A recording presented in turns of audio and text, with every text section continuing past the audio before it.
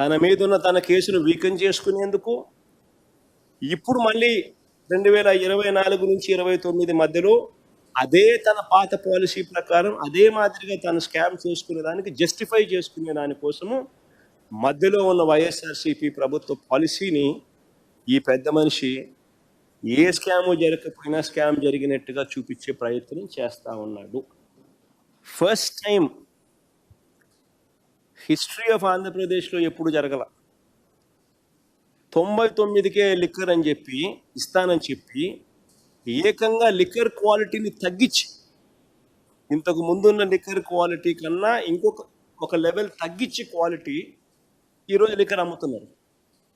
పాత రేట్లు పాత క్వాలిటీ కట్టాగే పెట్టి కొత్త లిక్కర్ మళ్ళీ క్వాలిటీ తగ్గించి 99కి అమ్ముతున్నాడు. అది కూడా పక్కన రాష్ట్రాల్లో 10 రూపాయలు తక్కువ. మళ్ళా ఆ చీప్ లిక్కర్ కూడా, ఆ చీపెస్ట్ చీప్ లిక్కర్ కూడా. ఇస్త్రీ చేసే చొక్కా నలగకుండా అయితే ఎలా ఉంటుందో అంత నీట్గా క్లీన్గా అయితే అబద్ధాలు అయితే చెప్పేస్తున్నారు అనమాట. ఎంతసేపటికి మనం చేసిన తప్పు కాకుండా మనం అంతా గొప్పే చేసాము. ఇప్పుడున్నటువంటి ముఖ్యమంత్రి ఎవరైతే ఉన్నారు చంద్రబాబు నాయుడు గారి మీద కొన్ని ఆరోపణలు ఇది చేసే ప్రయత్నం అయితే ఆయన బాగా చేశారు. కానీ ఒకటి గుర్తుపెట్టుకోవాలి జగన్మోహన్ రెడ్డి గారు, మీరు ఇలాంటి పనికిమాలిన ఆరోపణలు చేసే ముందర అక్కడ ఉన్నటువంటి వ్యక్తి ఎంత నిజాయితీపరుడో తెలుసు. ఆంధ్ర రాష్ట్ర ప్రజలకు అందరికీ తెలుసు. కొంచెం అది కూడా గుర్తుపెట్టుకొని మాట్లాడితే బాగుంటుందని నా యొక్క ఒపీనియన్. అయితే ఏంటంటే ఇప్పుడు మన జగన్ అన్న ఏం మాట్లాడుతున్నారు అంటే లిక్కర్ బాటిల్ పైన క్యూఆర్ కోడ్ ఉందంట. సో అది పెద్ద ఇదైపోయినట్టు నాకు కూడా అర్థం కాదు. మీరు గత 5 ఏళ్ళుగా ఉన్నప్పుడు 5 సంవత్సరాలలో మీరు ఈ యొక్క లిక్కర్ బిజినెస్ మీద ఎన్ని వేల కోట్లు సంపాదించి వెనకాతలు వేసుకున్నారు సార్? దాని గురించి చెప్పండి. మీరు ఎవరికైనా మందు కావాలి అని అంటే ఆన్లైన్ పేమెంట్ ఎవరు చేయలేదు. సో ఈ విషయం ప్రజలకు కూడా తెలుసు. ఏమండి మీరు ఎవరైనా తెలిసిన వాళ్ళు ఉంటే కామెంట్ సెక్షన్లో కామెంట్ చేయండి. ఎప్పుడైనా మీరు మందు కావాలి అని వెళ్ళుంటే గాంధీ షాప్ దగ్గరికి ఆన్లైన్ పేమెంట్ చేశారా, క్యాష్ ఇచ్చి తీసుకున్నారనేది గత 5 ఏళ్లలో ఏం చేశామనేది ఒక స్పష్టంగా నాకైతే కామెంట్ చేయండి. ఓకేనా? మీకు చిత్తశుద్ధి ఉంటే. లేదంటే మేము అబద్ధాలు చెప్తాము అని అంటే ఇంక నేనేం చేయలేను. ఓకే, అది.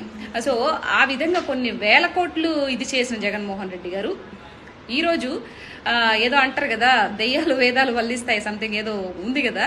సో ఆ విధంగా చెప్తుంటే నిజంగా నవ్వు వచ్చేసింది నాకు.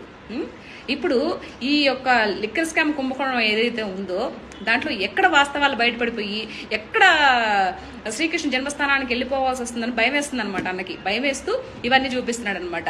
ఈయన ఇల్లీగల్గా బూమ్ బీర్లు సంథింగ్ ఏదో కొన్ని ఈయన సొంతంగా తయారు చేసి ప్రజలకు అమ్మి వాళ్ళ ప్రాణాలతో నాటు సారాలని అవి ఇవి వాళ్ళ ప్రాణాలతో చెలగాటం ఆడిన విషయాలు ప్రజలు ఎప్పటికీ మర్చిపోరు జగన్మోహన్ రెడ్డి గారు. ఇది మీరైతే గుర్తుపెట్టుకోవాలి. తర్వాత ఏదో మాట్లాడుతున్నారు. ఇప్పుడు ఎవరైతే ఈ యొక్క లిక్కర్ స్కామ్లో ఇది ఉన్నారో వాళ్ళ యొక్క పిల్లలకి పెళ్లిళ్ళ గురించి వాళ్ళ యొక్క పెళ్లి చేసే సమయంలోనే వాళ్ళు అరెస్ట్ చేస్తారు అని చెప్పేసి చాలా బాధాకరంగా ఎంతో ఇదిగా మాట్లాడుతున్నారే. ఒకప్పుడు మీరు పదవిలో ఉన్నప్పుడు జత్వాని అనే ఒక అమ్మాయి హీరోయిన్, ఆ అమ్మాయిని 30 తిప్పలు పెట్టి 3 చెరువులు నీళ్లు దాపించి కిడ్నాప్, వాళ్ళ ఫ్యామిలీని కూడా కిడ్నాప్లు చేసి రోడ్డు మీద నడిపించినప్పుడు ఆ అమ్మాయి మీకు ఆడపిల్లని కనిపించలేదా? అంటే వీళ్ళ యొక్క ఫ్యామిలీ వీళ్ళకి పుట్టిన పిల్లలు మాత్రమే మీకు ఆడపిల్లలు మగ పిల్లల్లా కనిపిస్తున్నారా?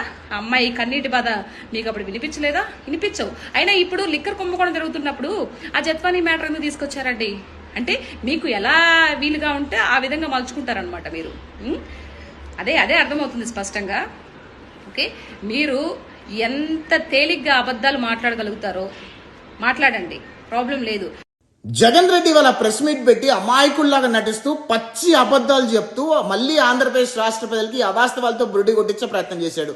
ఇవాళ జగన్ రెడ్డి ప్రెస్ మీట్ లో ఎన్ని పచ్చి అబద్ధాలు చెప్పాడంటే ఒక పిచ్చి చాటు చూపించి అక్కడ అవాస్తవమైన ప్రొజెక్షన్స్ అన్ని చూపించి అన్ని అబద్ధాలే చెప్పాడు. నాలాంటి వాళ్ళందరూ వాస్తవాలతో సహా రాష్ట్ర ప్రజలకు వివరించే ప్రయత్నం చేస్తారు కదా. ఎలాగో జగన్ రెడ్డి పచ్చి అబద్ధాలు చెప్తే వాస్తవాలు ఏంటంటే 2014లో ఉమ్మడి ఆంధ్రప్రదేశ్ రాష్ట్రం నుంచి విడిపోయిన ఆంధ్రప్రదేశ్ రాష్ట్రానికి వచ్చిన అప్పు 1,40,000 కోట్ల రూపాయలు. 2014 నుంచి 2019 వరకు చంద్రబాబు నాయుడు గారు 5 సంవత్సరాలు పరిపాలించిన తర్వాత చంద్రబాబు నాయుడు గారి ప్రభుత్వము ఆంధ్రప్రదేశ్ రాష్ట్రం మీద చేసిన అప్పు 2,34,000 కోట్ల రూపాయలు. అంటే 2019కి చంద్రబాబు నాయుడు గారు దిగిపోయి జగన్మోహన్ రెడ్డి ముఖ్యమంత్రి అయ్యే సమయానికి ఆంధ్రప్రదేశ్ రాష్ట్ర అప్పు వచ్చేసి 3,75,000 కోట్ల రూపాయలు. మరి 2019 నుంచి 2024 వరకు జగన్మోహన్ రెడ్డి తుగ్లక్ పరిపాలనలో 5 సంవత్సరాల జగన్మోహన్ రెడ్డి పరిపాలనలో ఆంధ్రప్రదేశ్ రాష్ట్ర అప్పు 9,74,000 కోట్ల రూపాయలకు పెరిగింది. అంటే జగన్మోహన్ రెడ్డి 5 సంవత్సరాల్లో ఆంధ్రప్రదేశ్ రాష్ట్రాన్ని ఏ రకంగా అప్పులు కుప్పలాగా మార్చేశాడో ఒక్కసారి ఆలోచన చేయండి. ఇవాళ జగన్మోహన్ రెడ్డి చెప్పిన ప్రెస్ మీట్లో అన్ని పచ్చి అబద్ధాలే.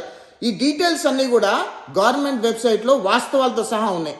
అదేవిధంగా జగన్ రెడ్డి 5 సంవత్సరాల పరిపాలనలో ఏ సెక్టార్లో ఎంత తప్పు చేశాడో వాస్తవాలతో సహా చూపిస్తా మీకు. ఈ డీటెయిల్స్ అన్నీ కూడా గవర్నమెంట్ వెబ్సైట్లోనే ఉన్నాయి, మీరు వెళ్ళి వెరిఫై చేసుకోవచ్చు. జగన్మోహన్ రెడ్డి 2019 నుంచి 2024 వరకు గవర్నమెంట్ డెప్స్ కింద 4,38,000 కోట్ల రూపాయలు అప్పు తెచ్చిపెట్టాడు. పబ్లిక్ అకౌంట్ లైబిలిటీస్ కింద 80 కోట్ల రూపాయలు అప్పు తెచ్చిపెట్టాడు. కార్పొరేట్ డెప్స్ కింద 2,48,000 కోట్ల రూపాయలు అప్పు తెచ్చిపెట్టాడు. Due to civil supplies and subsidy కింద 36,000 కోట్ల రూపాయలు అప్పు తెచ్చిపెట్టాడు. డ్యూ టు పవర్ సెక్టార్స్ కి 34,000 కోట్ల రూపాయలు అప్పు తెచ్చిపెట్టాడు. Outstanding dues to vendors and schemes కింద 1,13,000 కోట్ల రూపాయలు అప్పు తెచ్చిపెట్టాడు. Outstanding dues to employees వచ్చేసి 21,000 కోట్ల రూపాయలు అప్పు తెచ్చిపెట్టాడు. Non contribution to sinking funds అని చెప్పి 1,000 కోట్ల రూపాయలు అప్పు తెచ్చిపెట్టాడు. అంటే జగన్మోహన్ రెడ్డి ప్రభుత్వం, జగన్మోహన్ రెడ్డి ముఖ్యమంత్రిగా దిగిపోయే సమయానికి 9,74,000 కోట్ల రూపాయలు అప్పు చేసి ఆంధ్రప్రదేశ్ రాష్ట్రాన్ని అప్పుల కుప్పలాగా మార్చేసి ఆంధ్రప్రదేశ్ రాష్ట్రాన్ని కుక్కలు చింపిన విస్తరాగ్గా చేసి ఈ రోజు ప్రెస్ ముందుకు వచ్చి అమాయక ఫేస్ పెట్టుకొని ఎంత భయంకరంగా నటిస్తున్నాడో ఒక్కసారి ఆలోచన చేయండి. జగన్మోహన్ రెడ్డి అబద్ధపు రాజకీయం చేస్తాడు. జగన్మోహన్ రెడ్డి పచ్చి అబద్ధాలు చెప్తాడనే విషయం ప్రతి ఒక్క ఆంధ్రప్రదేశ్ రాష్ట్రంలో ఒక్కసారి గమనించండి, తెలుసుకోండి. జై హింద్. టమాటాకి పొటాటోకి తేడా తెలియని వ్యక్తులు కూడా మైక్ ఉంది కదా అని చెప్పేసి ప్రతి ఒక్కడు మీకు అన్యాయం జరిగితే పేర్లు రాసేయండి, వాళ్ళందరికీ సినిమా చూపించేస్తానని చెప్తున్నాడు. అసలు అన్యాయం నీ వల్ల కదా జనాలకి జరిగింది. నిజంగా కామెడీ విషయం ఏంటంటే పెళ్ళాం చేత్తో తన్నులు తినే ప్రతి ఓడు మైక్ ఉంది కదా అని చెప్పేసి వచ్చేసి వార్నింగ్ ఇచ్చేస్తున్నారు. సినిమా నీకు చూపించారు జనాలు. 2019లో నువ్వు ఎలా సీఎం అయ్యావో అది నిజంగా మాకు కామెడీగా ఉంది. 2019 తీసేస్తే సంవత్సరం క్రితం నీకు సినిమా చూపించారు.